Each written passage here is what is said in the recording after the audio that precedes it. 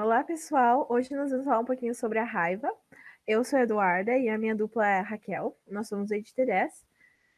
Então vamos lá. O que é a raiva? Ela é uma doença causada por um vírus e ela também é conhecida como hidrofobia. É uma doença infecciosa viral aguda. Ela é muito antiga e também é uma zoonose, ou seja, ela é comum entre os animais e os seres humanos. E o índice de mortalidade dela é muito alto, é de aproximadamente 100%.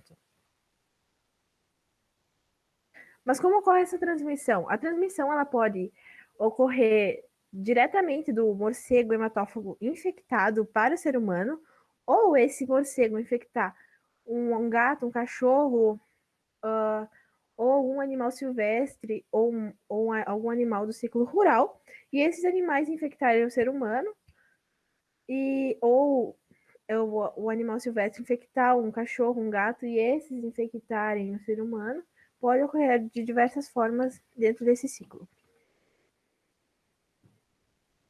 Bem, essa transmissão ela se dá pela saliva infectada que entra no corpo por meio de mordidas, arranhões ou lambeduras.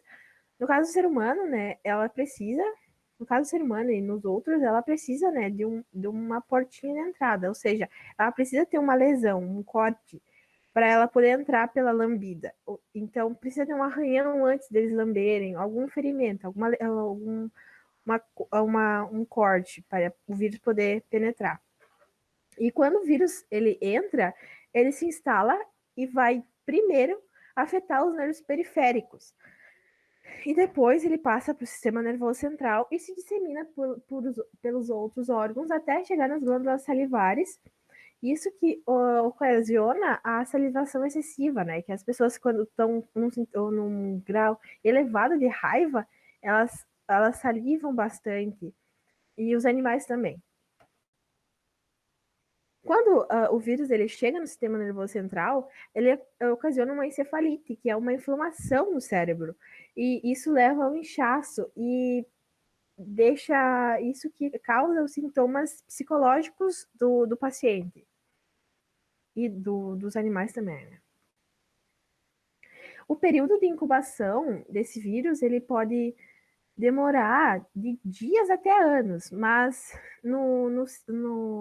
em média ele demora 45 dias no homem, 10 dias a 2 meses num cachorro, e esse período de incubação ele varia de acordo com o local da mordida, da lesão, da extensão dessa lesão e quão próximo do sistema nervoso central, né? Quão perto da cabeça essa mordida essa lesão foi causada. A morte de um animal infectado por esse vírus se dá entre 5 a 7 dias. E os morcegos, eles têm uma capacidade de carregar esse vírus por um longo período de tempo. Eles ficam mais tempo com o vírus sem levá-los à morte.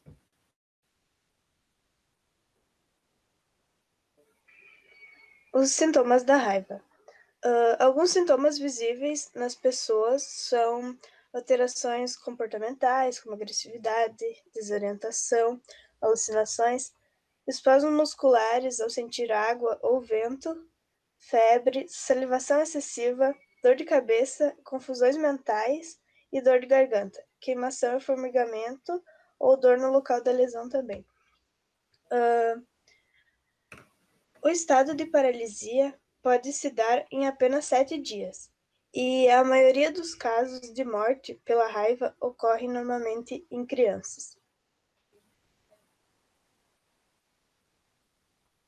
Os sintomas nos animais são bem parecidos com os sintomas nas pessoas, como dificuldade para engolir, salivação abundante, mudanças de comportamento e hábitos alimentares, inquietude, vômito ou latido rouco nos cães. Os morcegos, que são os transmissores, sofrem mudanças em seus hábitos, podem ser vistos de dia em locais não habituais. Como podemos ver nas imagens, ali do lado direito temos um homem tendo uma crise podemos reparar a salivação tanto nele quanto no cão. E do lado esquerdo, podemos ver alguns animais que são transmissores.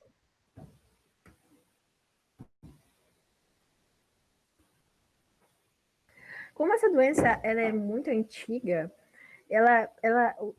existem casos dela desde antes do conhecimento avançado da ciência, né? Desde antes deles conhecerem o micro-organismo, deles saberem essas coisas que nós sabemos atualmente. Então, haviam duas interpretações sobre a causa dessa doença.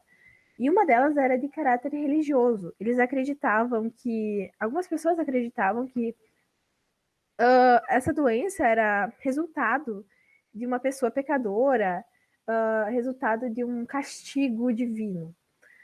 Que a outra interpretação é que essa doença era vista como um desequilíbrio entre os elementos do organismo humano. Em 1804, Zunic ele demonstrou a infecciosidade da saliva do cão com raiva. E Gautier ele inoculou coelhos em 1879. Porém, o estudo da doença só se deu com Pauster.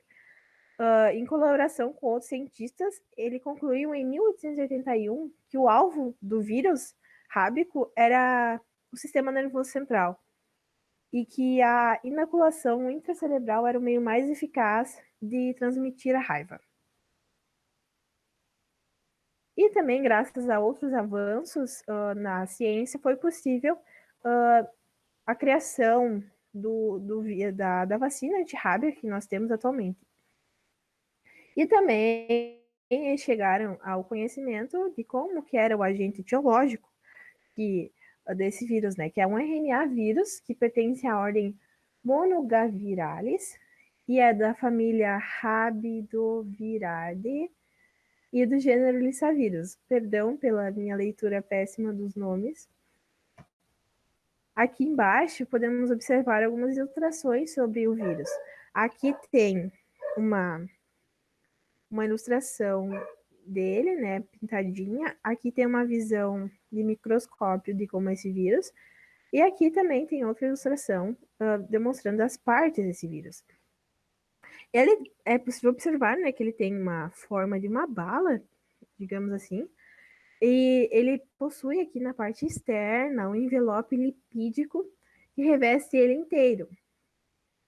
E esse envelope aqui contém uma densa camada de pequenos espirgões que são compostos de glicoproteínas.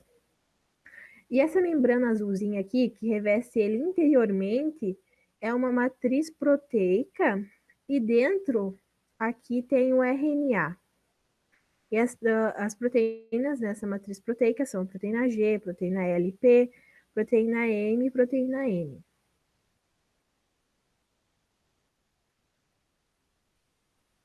Bom, a prevenção contra a raiva.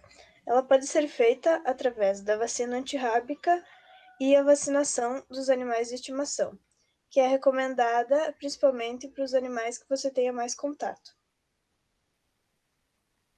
Após a infecção, a ferida deve ser limpa com água e sabão antes de qualquer outra coisa. É possível, sim, prevenir o desenvolvimento da raiva se a imunização for feita logo após a mordida, para evitar que o vírus entre em contato com o sistema nervoso central, que ao ter o contato, ele pode ser fatal. O tratamento da raiva. Não há um tratamento específico para a raiva. Existe, sim, medicamentos que são capazes de impedir que o vírus alcance o sistema nervoso central. Se, é claro, o tratamento for feito de imediato. Uma vez que a doença se instala no corpo, é impossível contê-la. Quando os sintomas aparecem, a pessoa raramente sobrevive, mesmo com o tratamento. A morte por insuficiência respiratória geralmente ocorre em até 7 dias após o aparecimento dos sintomas neurológicos, como a hidrofobia.